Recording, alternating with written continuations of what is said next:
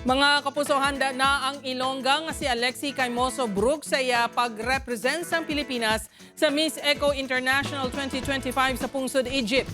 Duha ka beses na nga nagdaog ang Pilipinas sa Miss Eco International pageant. Gani suno kay Alexi, himon sini ang tanan agod mapauli ang ika-3 nga korona sa Pilipinas. Hiwaton sa Abril 8 tugto 20 ang pageant activities. Proud ini nga dalo ng Iloilo City sa iya pageant journey bangod ang iya national costume kag suksukon nga gowns ang pagahimuon sang Ilonggo designers.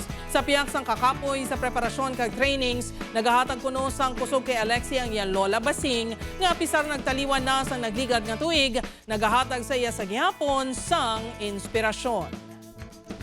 I think that my grandma is watching over me right now, and she wants me to do my best. She wants me to give my best. So I'll do it all for her. So I hope I'll make her proud.